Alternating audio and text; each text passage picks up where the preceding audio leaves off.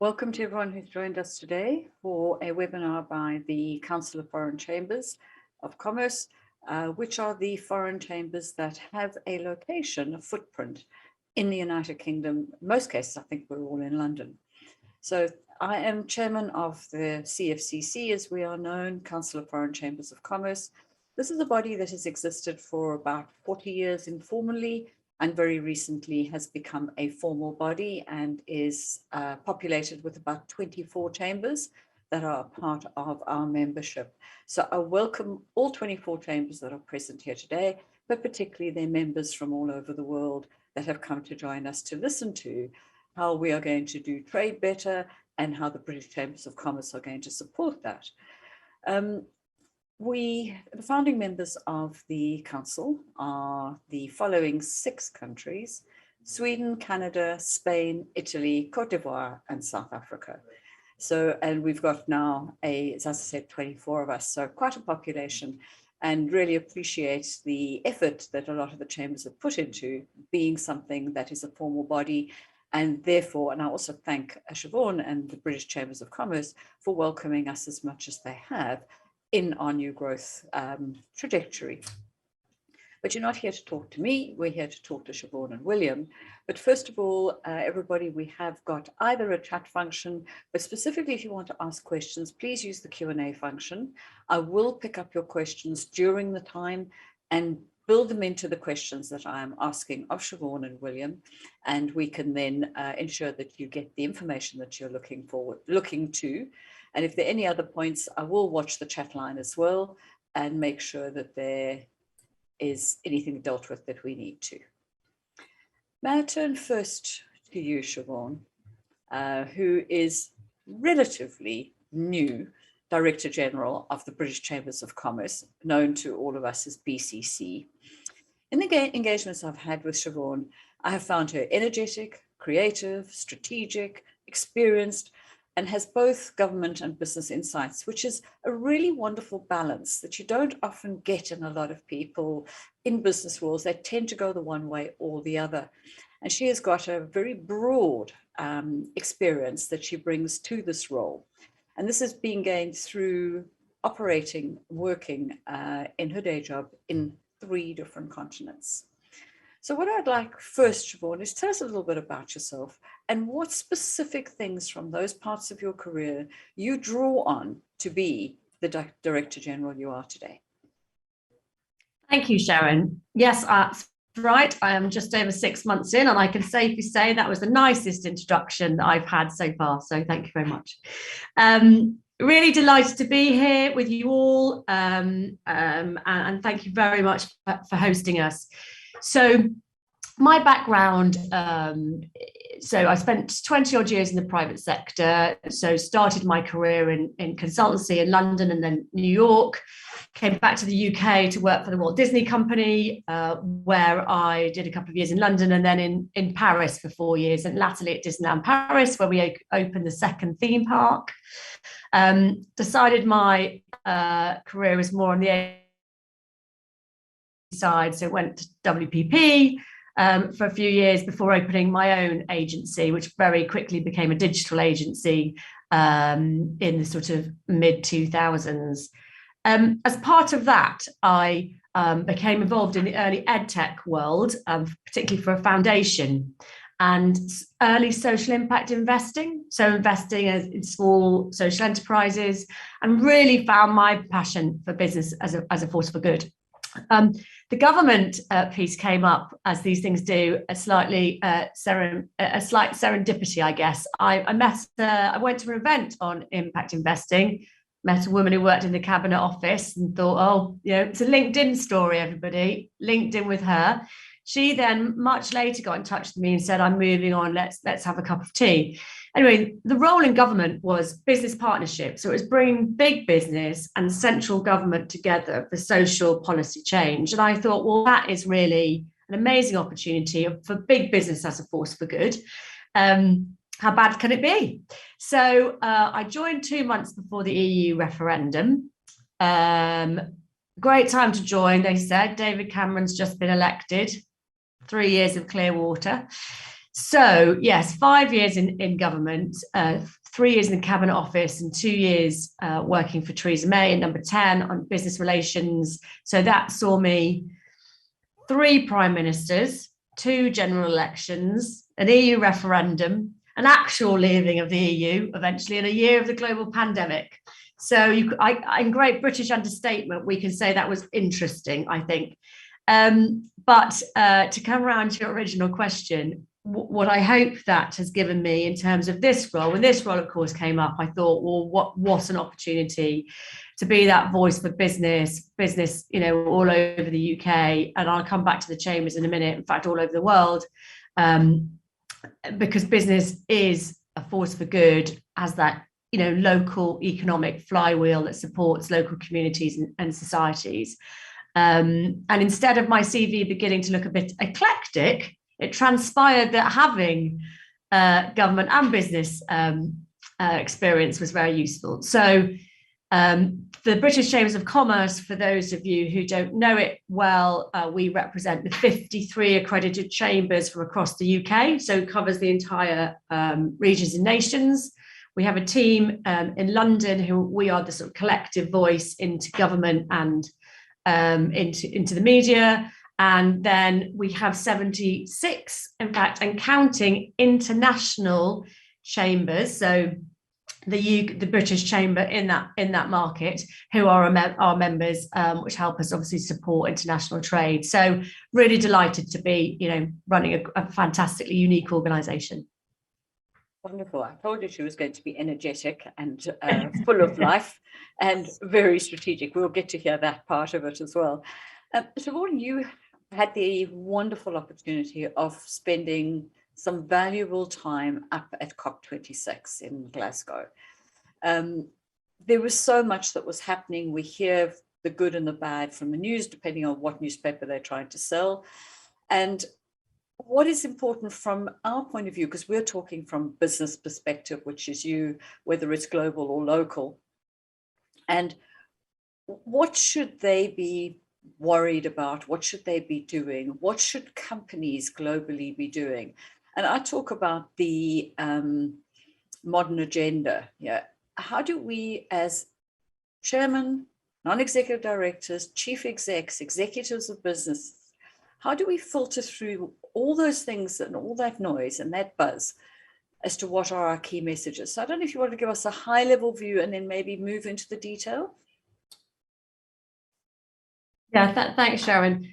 It really was a privilege, actually, to be able to go to COP26. And more than that, my team did an absolutely amazing job. It was slightly embarrassing to say it's the first time I've been to Glasgow, which indeed is William's hometown. So it was, it was great on many levels.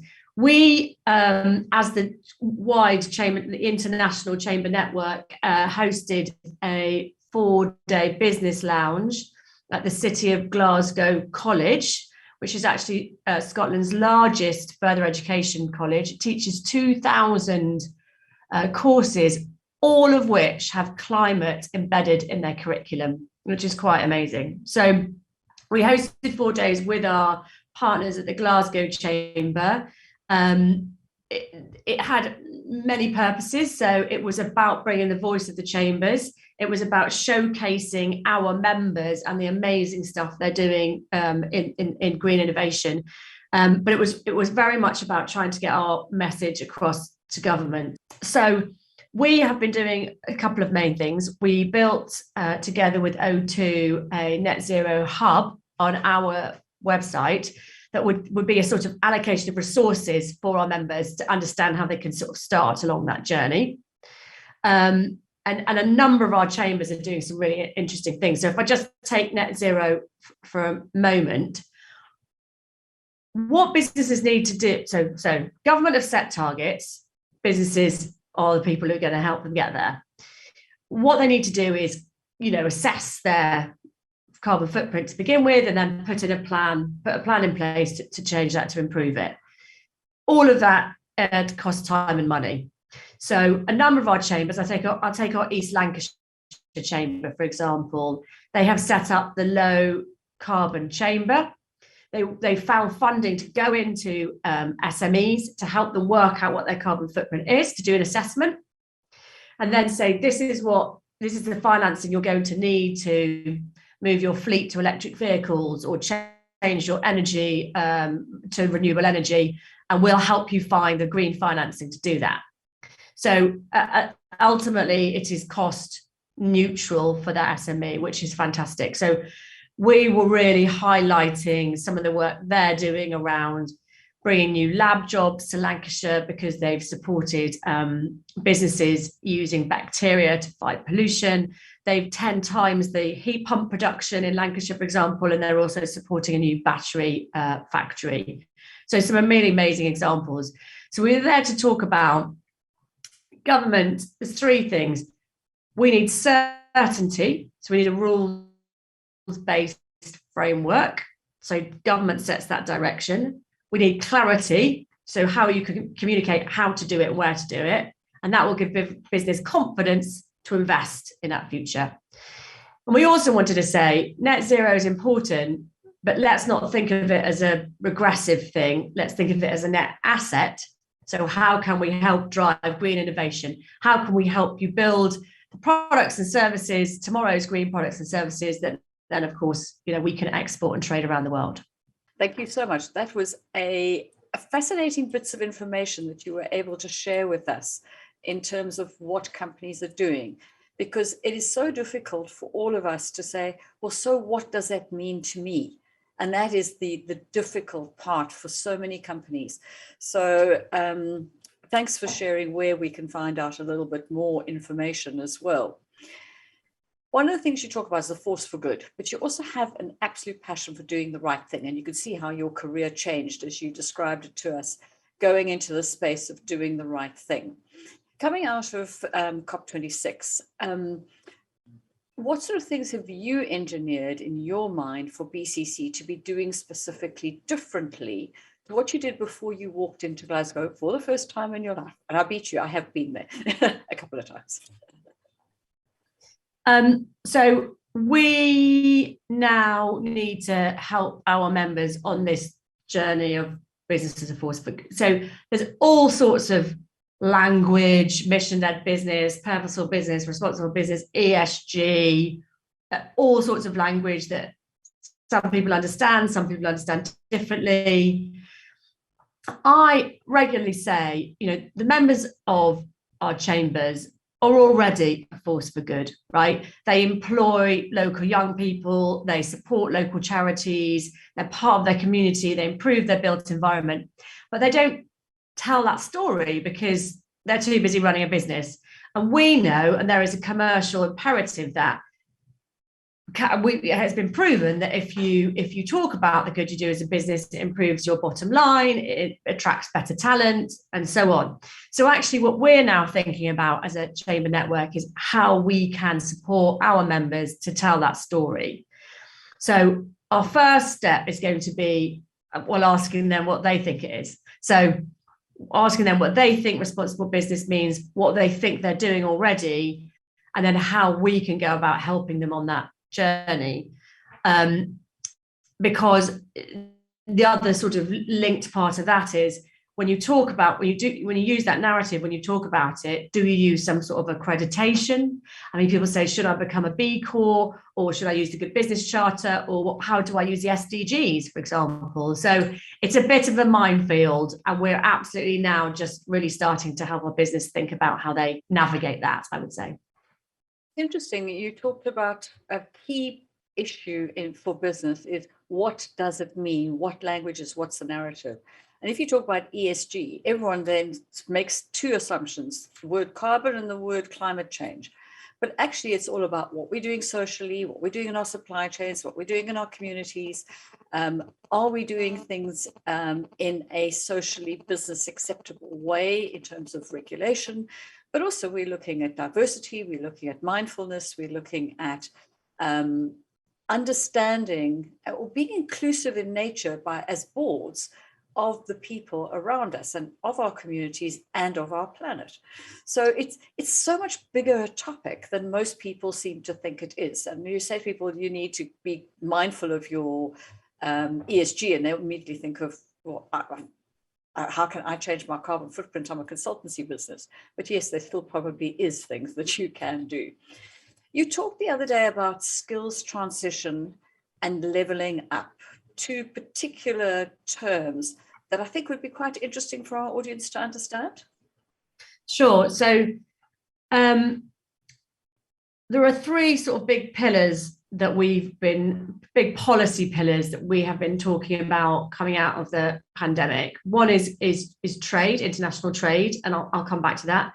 Second is skills, and the third is green innovation, and I'll reference leveling up at the end. So, green innovation we've covered. Skills, I mean, it's now and it's future. I mean, we're already seeing massive shortages in our labour market in terms of businesses trying to find the right people for the right jobs. Our latest quarterly economic survey showed 75% of businesses are having significant problems finding labour.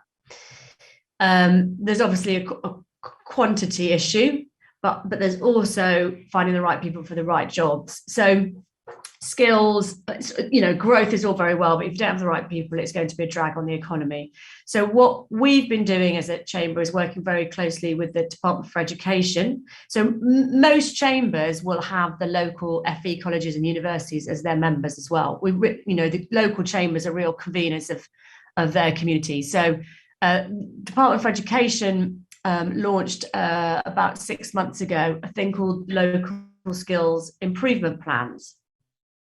And this is about going to the local business community first and saying, what skills do you think you need now and you're going to need tomorrow? And then let's work with the further education colleges to teach those skills so we're ready for tomorrow, which seems like an obvious thing to do, but often it's been slightly the other way around.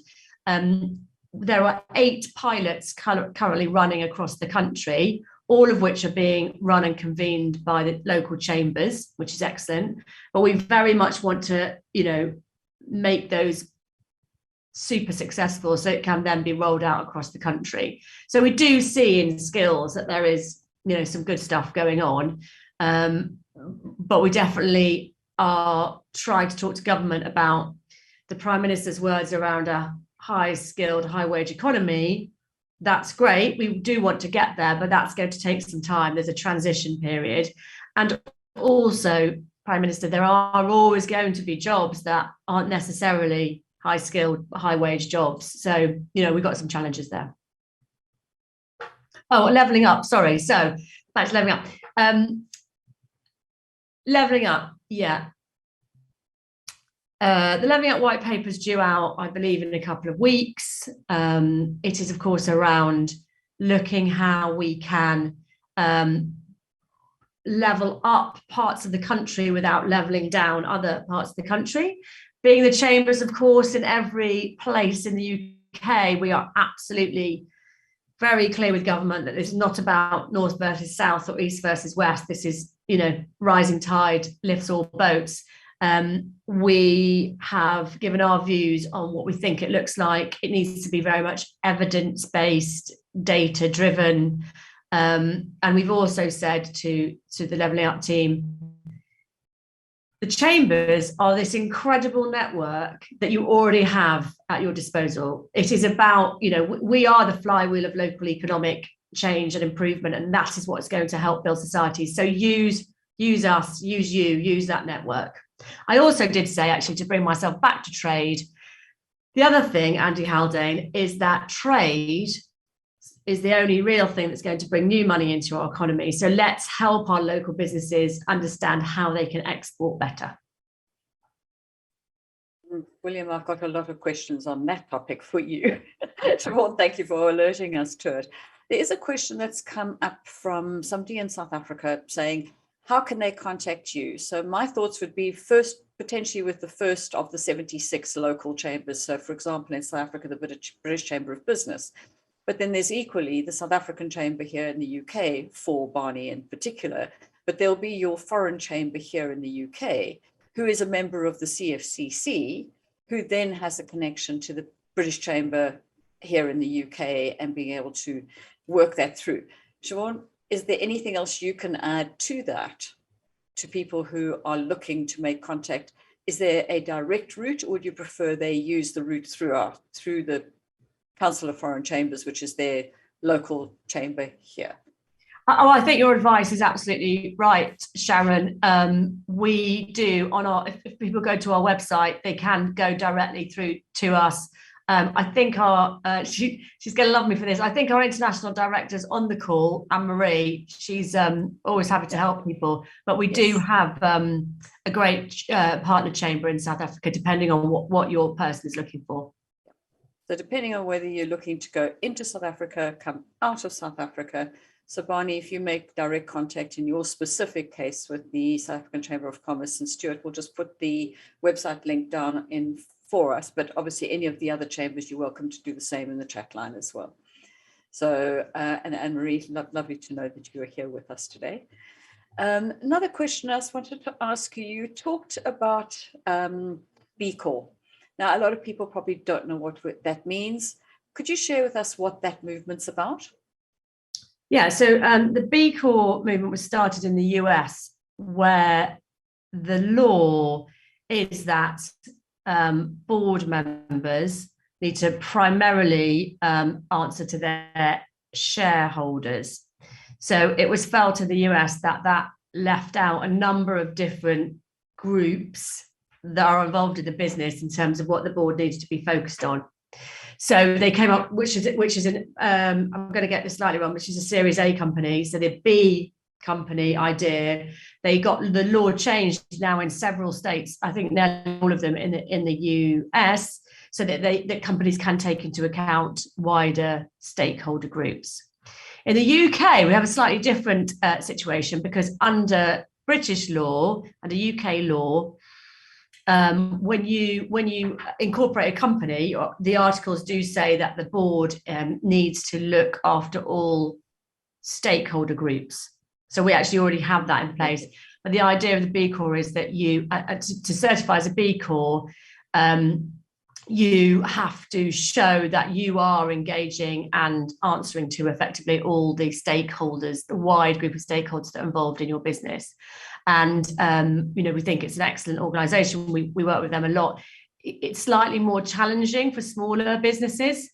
For example, to start the process is a 200 questionnaire, which, is a time resource. So we are working with them to help think about how that we might adapt that for smaller businesses. Well, when you think of it, our Companies Act, in terms of Section 172, which is what you were alluding to, states we have to consider all internal and external stakeholders as a UK company, which includes our SMEs, because all of our SMEs are incorporated under the Companies Act. So we should naturally, if we are adhering to our fiduciary duties, be B Corp companies. So interesting that the US has definitely had a very different model. When you were talking earlier about your digital part of your career, and some of the other topics you covered were things like net zero and what can practically be done. If I were looking at a board director position, and we were looking to do something in the ESG space, as the DG, where would you advise them to look first? I know you talked about the big assessment and the gap analysis. What would be a really first easy win that would apply to most companies? So, as a chamber network, we haven't come to a collective view on what we think is the best course of action, but I will give my early views, having done some work in this area. The Sustainable Development Goals, obviously a global framework developed by the UN, with a great deal of input from business. There is a UN SDG Business Council. And many of our chambers, in fact, around the world do use the SDGs as a framework for thinking about their work and how they talk about it. So the Irish Chambers of Commerce, for example, when they did their last budget submission, used the SDGs as a framework for their thinking. So I would say, as board members on the wider ESG program, first of all, when you're running a business, it's easy to sort of get to not necessarily have all of that top of mind. So maybe you might, on your board, allocate someone to be the climate champion, so that when you're looking at a project or a piece of work or a paper, they're the ones saying, how are we looking at this through climate lens? And then someone to be your social value champion, how are we looking at this from a diversity, inclusion, etc. lens? The social piece is even broader than environment in some ways. And then actually, thinking about the SDGs as a lens across all of that, I think really helps as a starting framework.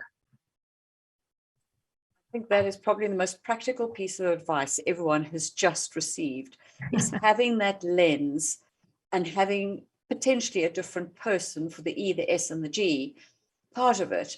Invariably, the G might be looked after, for example, by your company secretary, for example, but some companies might decide that that is still, because of Section 172, a director role rather than a company secretarial role, supported obviously very clearly by the company secretary and policies and procedures within the business. I'm going to come back on a couple of questions in a moment, Shevaun. I'm now going to let you out the hot seat for a few moments. And William, would you like to transfer yourself into the hot seat? Welcome, William. You have a background in academia and in politics, policy analysis, developed a strong advocacy, analytical and written communication skills, and you're dealing very much in the academic space and also very much with financial services firms and the various regulatory environments that we are dealing with. So once again, we have somebody with a very broad experience that he's brought out of political space and out of academia and brought it to the fore for business and a voice for business.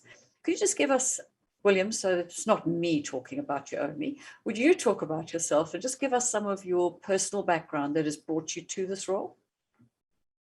Oh, goodness, thank you very much indeed, Sharon. That was a lovely welcome. Well, I think that trade is the one thing that sort of runs through these disparate parts of my career, I would say. I studied law at university, very much enjoyed that.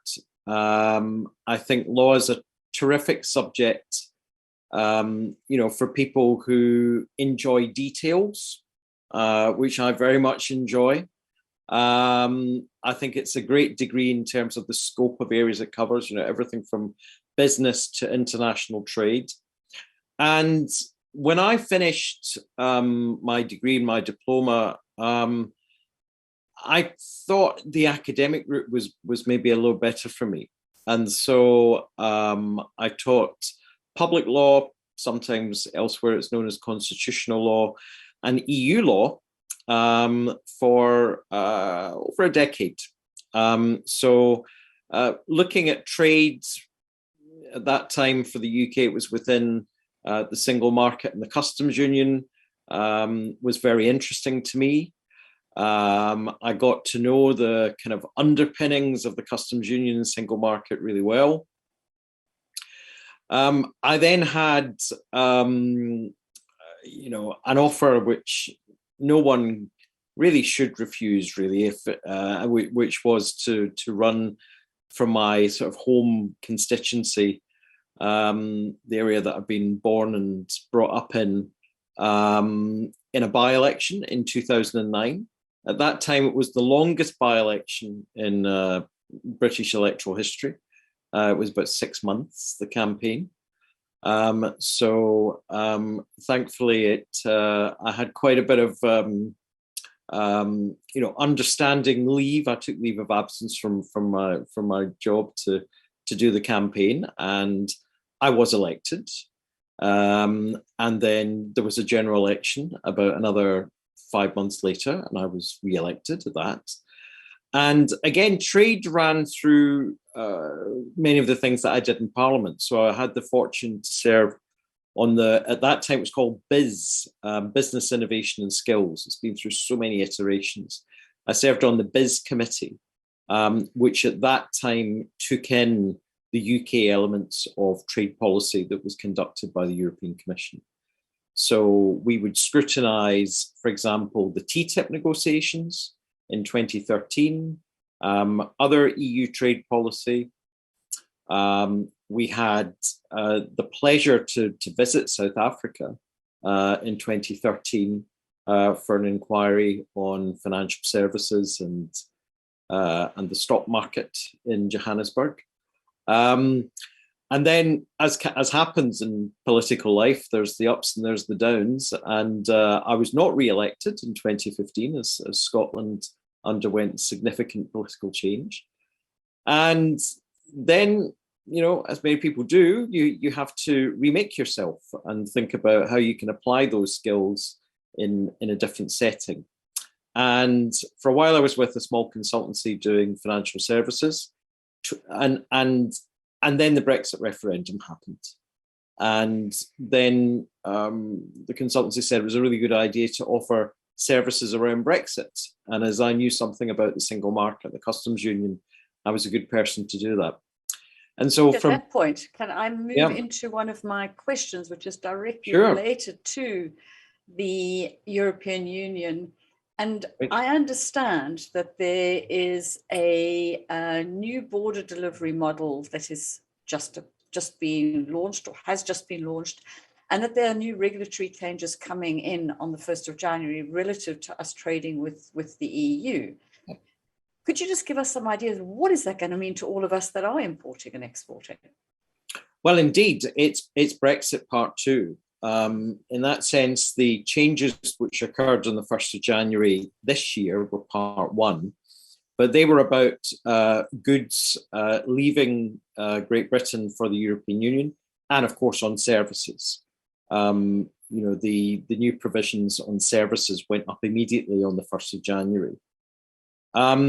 What it means is for goods importers, particularly those with EU suppliers, there will be some new requirements. So from the 1st of January, companies will have to pre-notify if plant products or products of animal origin, that's everything from, you know, a cake mix with dried egg right up to fillet steaks, are coming into Great Britain. So pre-notification is necessary. If you don't pre-notify, the goods aren't coming in. And then throughout the second half of the year, there's going to be a sort of phase-in of other different requirements. So on the 1st of July, consignments into Great Britain will need safety and security certificates. Again, the UK decided... So we're making it easier, not more difficult. Yeah, Sorry. they decided to phase those in. The EU brought in all of these requirements on the 1st of Jan this year. So we have those certificates, and then there will be checks at border control posts, which will be infrastructure set up at all of the ports in GB, and checks on meat products, plant products will start on the 1st of July.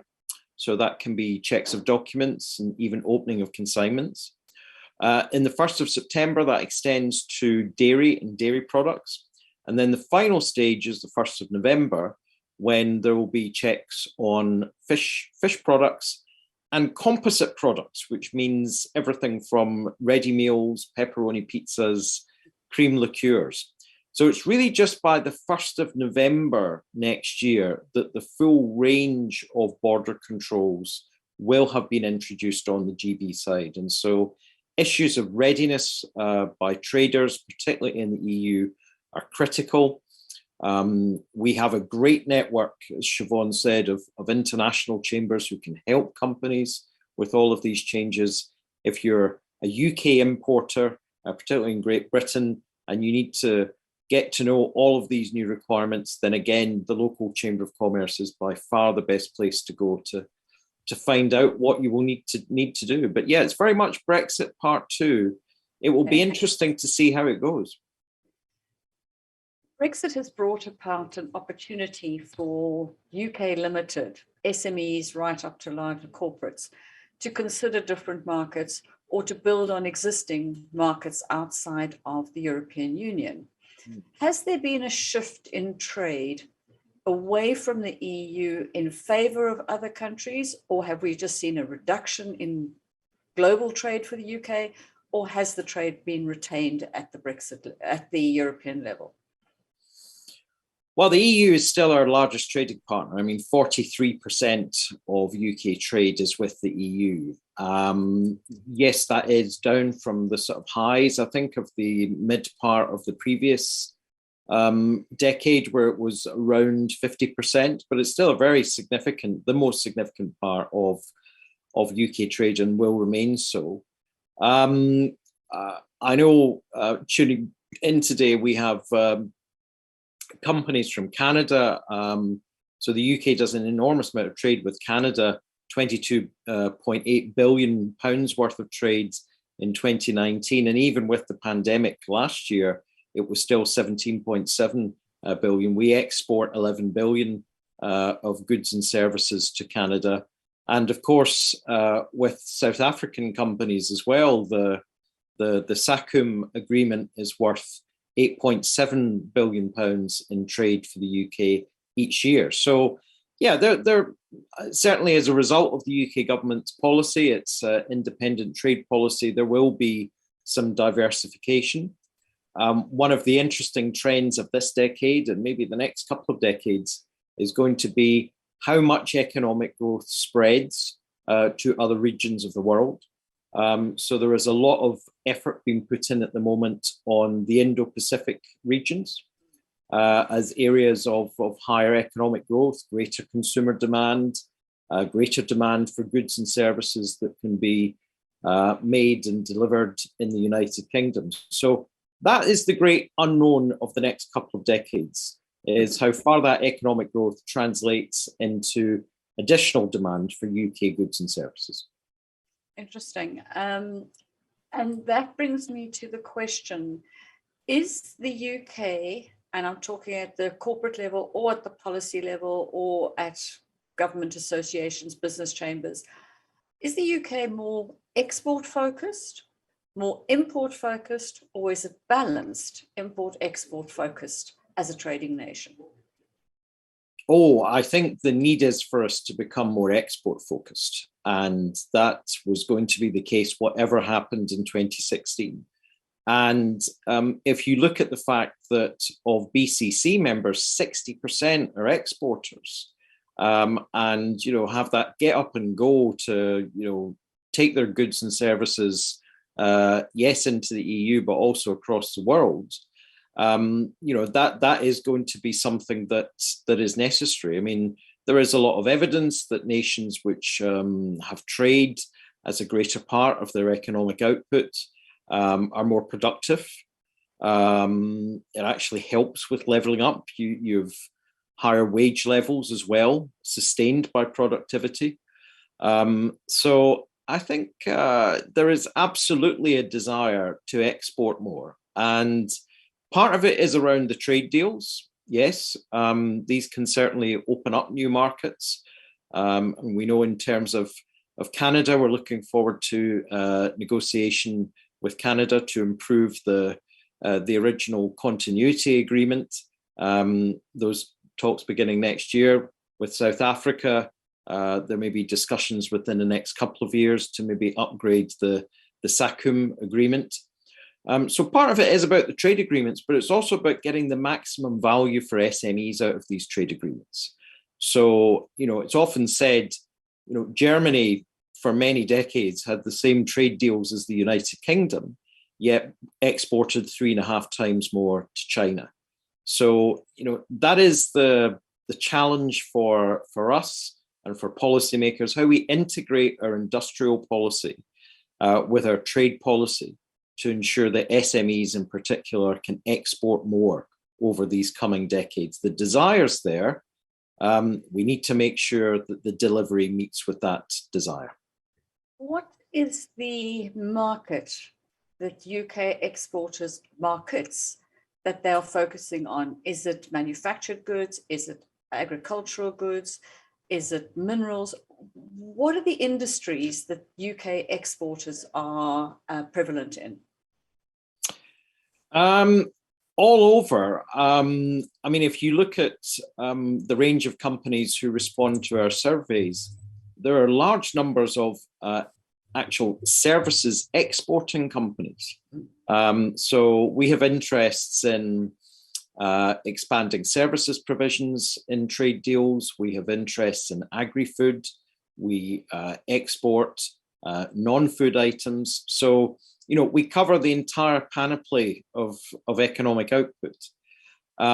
Clearly in services, it is more difficult because there it is purely down to non-tariff barriers.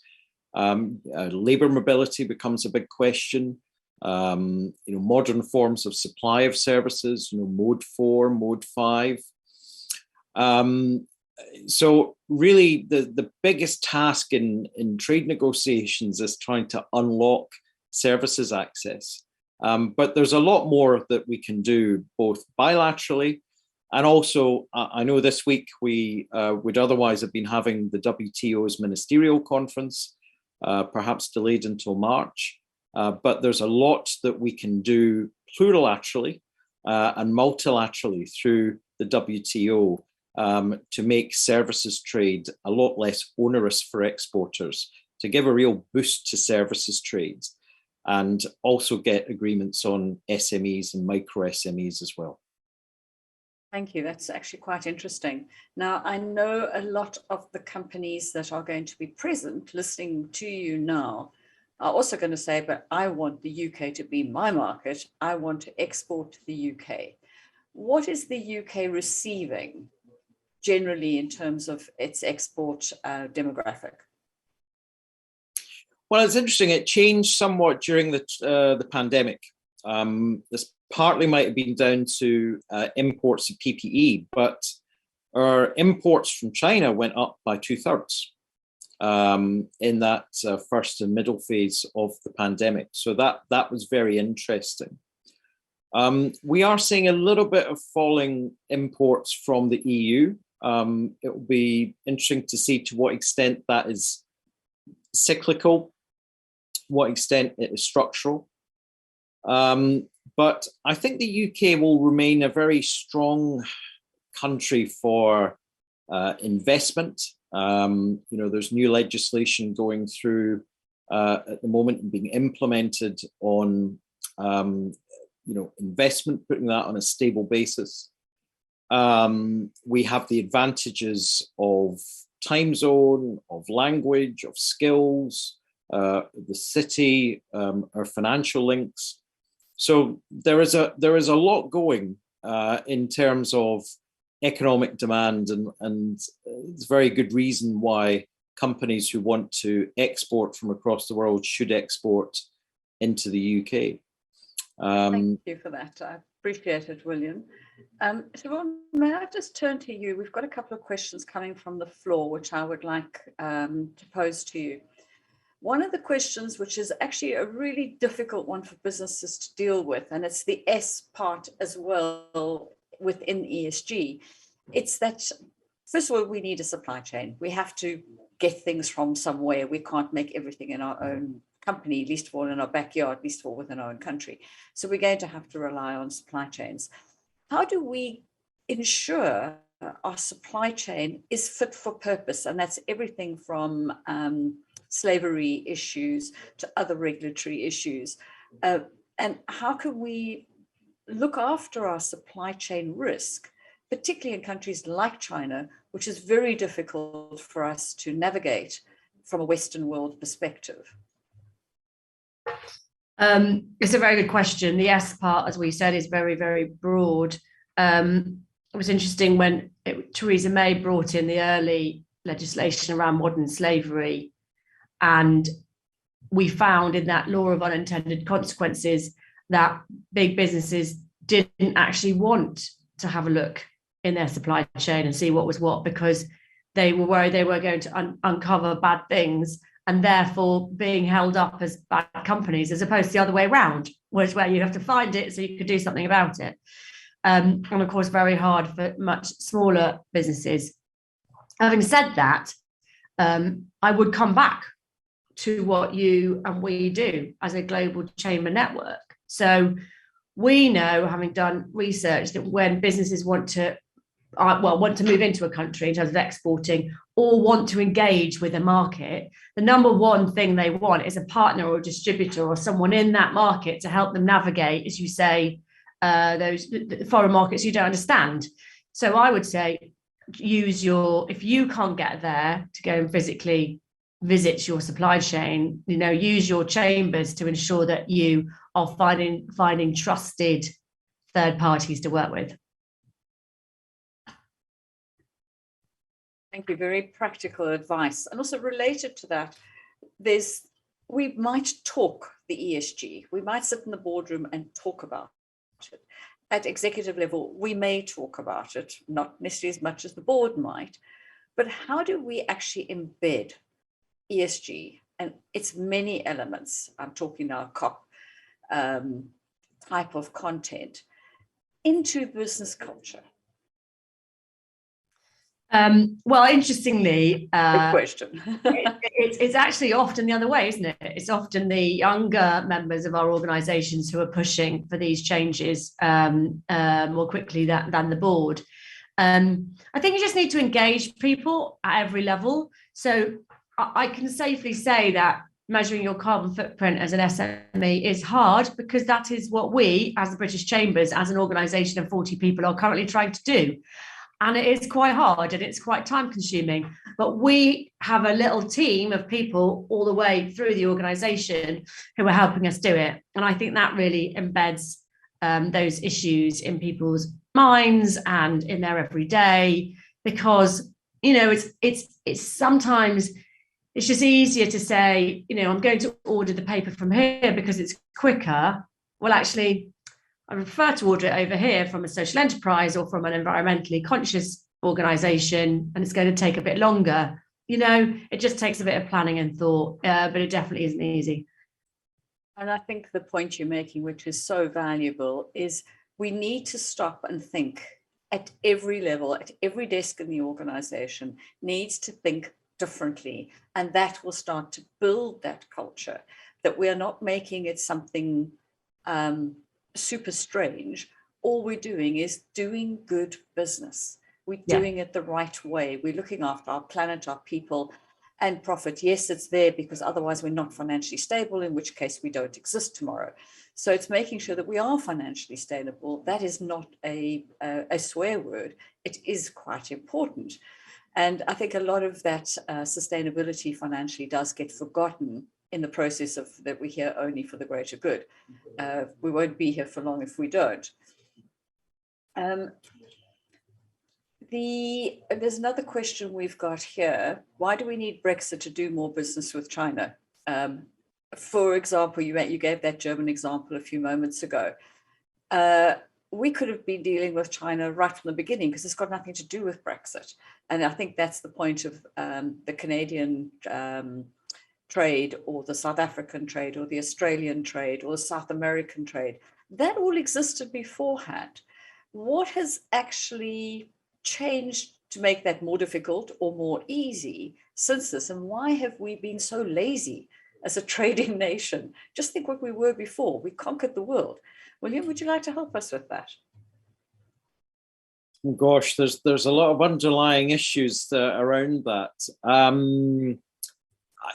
I mean, certainly the policy of governments in the 80s and 90s and early 2000s was to complete the single market, was to focus on boosting trade within that. I mean, I think one of the frustrations of both Labour and Conservative prime ministers was that the single market couldn't be completed quickly enough in areas like services. So I think that was really the focus. Obviously, what Brexit has done has been to repatriate all of those powers in connection with trade. And given that, it is clear there are, new